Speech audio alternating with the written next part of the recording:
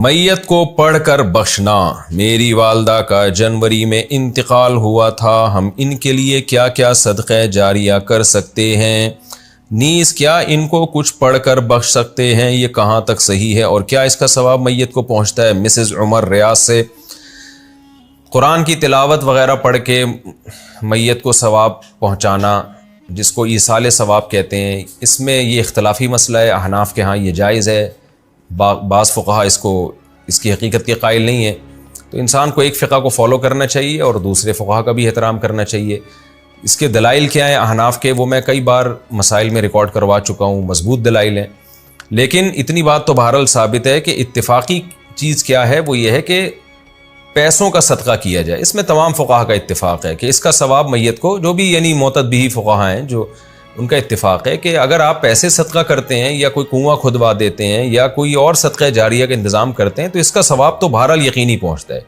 اور حدیث میں بھی یہ چیز منصوص ہے۔ نبی صلی اللہ علیہ وسلم سے ایک صحابیہ نے پوچھا میں اپنی ماں کی طرف سے صدقہ کرنا چاہتی ہوں، افاتصدق عنہا ان امی توفیت عنی، میری ماں کا انتقال ہو گیا ہے، افاتصدق عنہا، کیا میں ان کی طرف سے صدقہ کروں؟ آپ نے فرمایا ہاں۔ تو اس لیے زیادہ فوکس جس چیز کو کرنا چاہیے وہ ہے پیسے صدقہ کریں اپنی والدہ کے لیے، اور کوئی مدرسہ بنا دیں، مسجد بنا دیں، یا مسجد میں تعاون کر دیں، یا مدرسے میں تعاون کر دیں، یا یتیم خانے میں تعاون کر دیں۔ اس طرح سے کوئی بھی صدقہ جاریہ ہو یا ویسے ہی کوئی صدقہ کسی غریب کی مدد، اور دل میں نیت کر لیں کہ اس کا ثواب میری والدہ کو پہنچے، تو یہ انشاءاللہ آپ کی والدہ کو ثواب پہنچے گا۔ میں بھی دل سے دعا کرتا ہوں اللہ تعالیٰ آپ کی والدہ کی مغفرت فرمائے اور ان کے درجات کو بلند کرے۔ جنازے کے سامنے قرآن پڑھنے کی حقیقت۔ جنازے کے سامنے جو لوگ قرآن پڑھتے ہیں یا سورہ یاسین پڑھتے ہیں، کیا یہ عمل حدیث سے ثابت ہے یا بدعت ہے؟ عبدالصمد صاحب نے انڈیا سے پوچھا ہے۔ جنازے کے سامنے اسپیشل جنازے کی وجہ سے قرآن پڑھنا یا سورہ یاسین پڑھنا، میرے علم میں ایسی کوئی حدیث نہیں ہے۔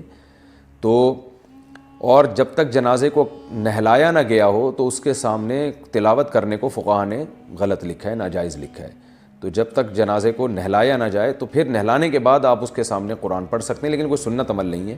ہوتا یہ ہے کہ جب جنازے کو نہلا کے لایا جاتا ہے، گھر میں رکھا جاتا ہے، تو جب تک یعنی نماز جنازہ کے لیے لوگ جمع نہیں ہوتے، میت کو گھر میں رکھا جاتا ہے، تو اس دوران علماء یہ کہتے ہیں کہ اس کے پاس بیٹھ کے قرآن کی تلاوت کریں۔ وہ اس لیے کہتے ہیں کہ ورنہ اگر تلاوت نہیں کریں گے تو ادھر ادھر کی فضول باتیں کرنا شروع کر دیں گے، لوگ غیبتیں بھی شروع کر دیتے ہیں۔ اب جنازہ رکھا ہوا ہے تو بہتر ہے نا کہ اللہ کو یاد کیا جائے، اللہ کا ذکر کیا جائے، آخرت کی یاد کو تازہ کیا جائے۔ تو علماء اس لیے کہتے ہیں کہ وہاں بیٹھ کے قرآن پڑھ لو، یا سورہ اخلاص پڑھ لو، سورہ یاسین پڑھ لو، کوئی بھی سورت پڑھ لو، تاکہ آپ فضول چیزوں میں اپنا ٹائم برباد نہ کریں، اس وجہ سے کہا جاتا ہے۔ اور اس میں پھر جنازے کے میت کے ایصال ثواب کی نیت بھی کی جا سکتی ہے، کیونکہ اس میں بہرحال فقہا کا اختلاف ہے کہ میت کے لیے قرآن پڑھنا جائز ہے یا نہیں ہے۔ اور صدقے کے بارے میں تو ہمیں حدیث ملتی ہے کہ آپ صلی اللہ علیہ وسلم سے صحابیہ نے پوچھا فاتصدق عنہا، میری ماں کا انتقال ہو گیا، میں صدقہ کروں؟ آپ نے فرمایا ہاں۔ تو جمہور علماء نے اس سے استدلال کیا کہ جب صدقہ بھی ایک نیکی ہے تو وہ نیکی پہنچائی جا سکتی ہے میت کو، تو اس میں ایک علامت بیان کی ہے کہ کوئی بھی نیک عمل پہنچایا جا سکتا ہے، تو قرآن کی تلاوت بھی نیک عمل ہے۔ بعض فقہا کہتے ہیں کہ نہیں، صدقہ تو جائز ہے کیونکہ حدیث میں صدقے کا ذکر ہے، تلاوت کا ذکر نہیں ہے، لہذا تلاوت جائز نہیں۔ تو اختلاف رائے ہے اس میں۔ بر صغیر میں چونکہ فقہ حنفی کو فالو کیا جاتا ہے، اور میری رائے میں فقہ حنفی کی دلیل بہت مضبوط ہے، کیونکہ احادیث میں آپ صلی اللہ علیہ وسلم نے ہمیشہ اصول یہ رہا ہے کہ جزئیے کے ضمن میں کلیات سکھائے جاتے ہیں۔ جیسے قرآن میں آتا ہے نا لا تقل لہما اف، ماں باپ کو اف مت کرو، تو یہ ایک مثال ہے، مطلب یہ کہ تکلیف نہ دو۔ تو اسی طرح جو حدیث میں آتا ہے صدقہ کر سکتے ہو میت کے لیے، تو ایک مثال ہے، مطلب یہ کہ کوئی بھی نیکی کی جا سکتی ہے۔ اور دوسری بات یہ کہ حنفیہ کا جو قول ہے نا، اس میں ذرا وسعت زیادہ ہے، اللہ کی رحمت کو آپ پھیلا دیتے ہیں کہ بھئی اگر میت کے لیے تلاوت بھی جائز ہونے کا ہم فتویٰ دیں گے تو اس بہانے لوگ تلاوت کریں گے، ثواب حاصل کریں گے، اور اللہ سے امید ہے کہ اللہ اس میت کو ثواب پہنچائے گا، تو اچھا ہے نا، اللہ کی رحمت سے اچھی امیدیں لگائیں۔ تو ویسے بھی شریعت کا مزاج ہے کہ جس چیز میں رحمت والا عنصر غالب ہو اس قول پہ آپ کو فتویٰ دینا چاہیے، یہ ہماری رائے ہے۔ اگر کوئی اس سے اختلاف کرتا ہے تو وہ اس کا اپنا مسئلہ ہے۔ تو اس لیے جنازے کے پاس قرآن پڑھنا الگ سے کوئی اس کی فضیلت ہمارے علم میں نہیں ہے حدیث میں، لیکن کہا اس لیے جاتا ہے کہ وہاں بیٹھ کے ادھر ادھر کی باتیں کرنے سے بہتر ہے کہ آپ قرآن پڑھ لیں۔ البتہ قرآن خوانی میت کے لیے یہ جائز نہیں ہے، کیونکہ قرآن خوانی کو کہتے ہیں کہ لوگوں کو قرآن پڑھنے کے لیے جمع کرنا، تو قرآن پڑھنے کے لیے جو جمع ہے نا، تو اجتماعی عمل کے لیے ثبوت ضروری ہے، یہ خوب ذہن میں رکھیں۔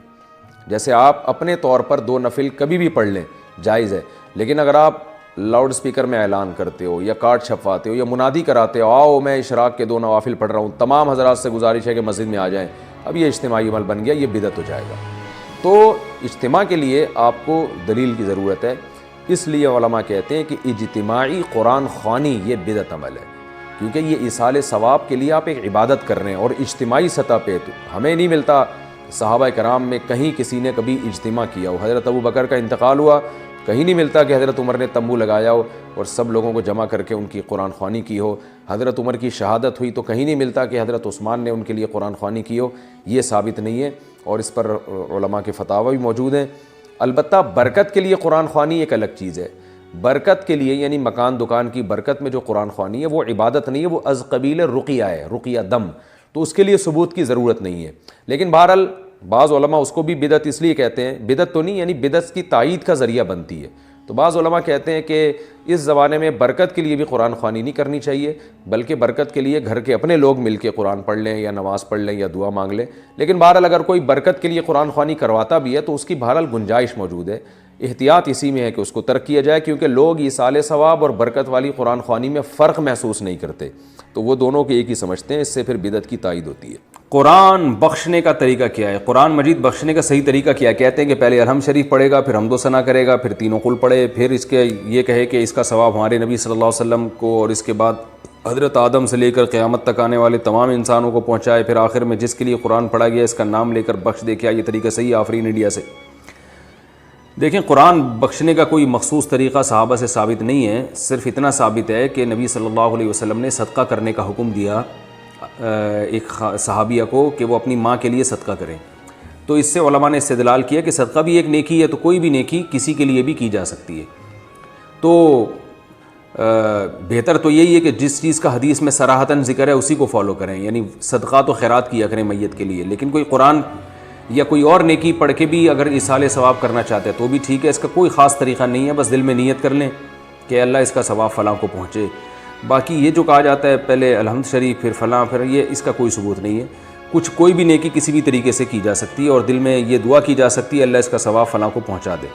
رہا یہ مسئلہ کہ اتنے ساروں کو پہنچا دے، آدم علیہ السلام سے لے کر فلاں لوگوں تک، پھر تمام پیغمبروں تک، صحابہ تک، تو یہ بھی جائز ہے، کیونکہ ناجائز ہونے کی کوئی دلیل نہیں ہے۔ لیکن اس میں علماء کی 2 رائے ہیں۔ بعض علماء یہ کہتے ہیں کہ ثواب تقسیم ہو کے پہنچتا ہے، تو جتنے لوگوں کو شامل کریں گے ثواب ڈیوائڈ ہو جائے گا، اور بعض کی رائے یہ نہیں کہ نہیں تقسیم نہیں ہوتا، بلکہ ہر ایک کو پورا پہنچتا ہے۔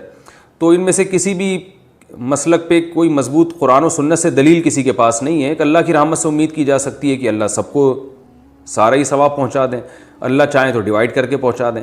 تو اس لیے کوئی ایسا خاص طریقہ نہیں ہے، جس طرح سے چاہیں کر لیں آپ۔ میرا جو اپنا معمول ہے، میں تو یہی کرتا ہوں کہ ایک تو صدقات و خیرات کو فوکس کرتا ہوں، جو میرا جو معمول ہے کہ جو میت کے لیے جو حدیث میں جو چیز منصوص ہے، جو متفق علیہ، اور اگر قرآن پڑھ کے کرنا چاہیں تو دل میں بس اتنی نیت کہ سورہ فاتحہ پڑھی یا کوئی بھی سورت پڑھ لی، اللہ اس کا ثواب فلاں کو پہنچے، تو سب طریقے ٹھیک ہیں۔